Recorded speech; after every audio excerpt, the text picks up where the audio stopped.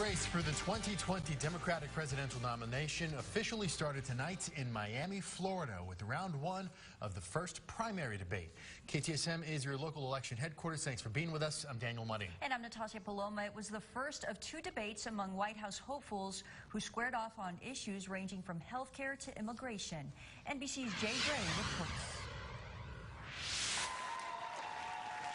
Hoots and hollers as the candidates take the stage for a group photo, and then the official start of the race for the White House. Round one of the Democratic debate opening with a rapid-fire format. We need to make structural change in our government, in our economy. Candidates sticking to the 60-second time limit, answering questions on a range of issues, including the economy, jobs, and education. There were a few swipes at President Trump. This president is literally every single day 10 minutes away from going to war, one tweet away from going to war, and I don't think we should conduct foreign policy in our bathrobe. And watching from Air Force One on his way to the G20 summit in Japan, he posted boring, referring to the debate. I'm with Bernie on Medicare for all, and let me tell you why. I spent a big chunk of my life studying why families go broke, and one of the #1 reasons is the cost of health care.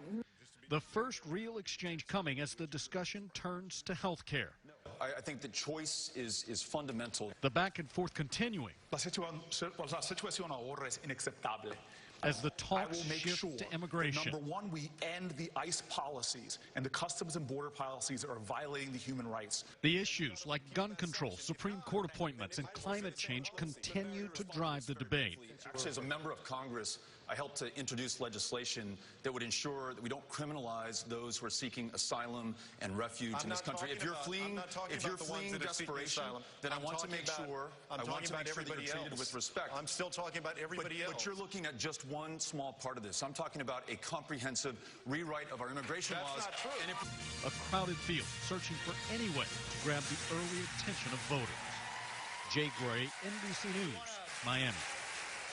KTSM communication expert and political analyst Dr. Richard Pineda giving us minute-by-minute analysis of the debate. On the stage, of course, former El Paso Congressman Beto O'Rourke. Dr. Pineda telling us what he thought of his performance tonight. Probably a B-. I think that one thing that was interesting was his closing statement was probably the best that he was able to contribute at the end of the night to talk about the change for those kids, comparing his daughter to people that are seeking asylum. Dr. Pineda says he thinks Senator Elizabeth Warren came out on top for this debate.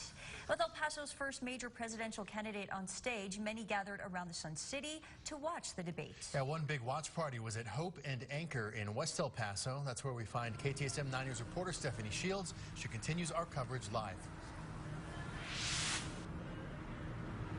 That's right. A crowd of several dozen people showed up here to watch the Democratic debate, and some people we spoke to tonight said they felt like this was a getting to know the candidates type of night and seeing how they respond to some of the issues the country faces.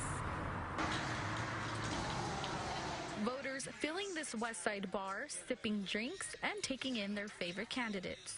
I like Elizabeth Warren a lot, but she is definitely the one I knew the most about before the debate. Some, of course, in support of El Paso's Beto O'Rourke, others keeping their options open. You would expect me to root for Beto, but I feel like it might be too early in his career to be making such moves. Many waiting to hear the candidates respond questions on immigration and border security. If it were up to me, we would be the ones who are deciding what's happening in the border. And unfortunately, that's not the case, so we should make as an informed decision as possible regarding that. The watch party coordinator also registering new voters, telling us she wants everyone to voice what they care about as the 2020 election approaches. We do work to get the Latino voice into politics and increase that influence in politics. So we wanted to come out and show the community, who's running, who's representing them. The Democratic debate continues again tomorrow evening on KTSM. This group says they will be back here to watch the second round. Live in West El Paso, Stephanie Shields, KTSM 9 News.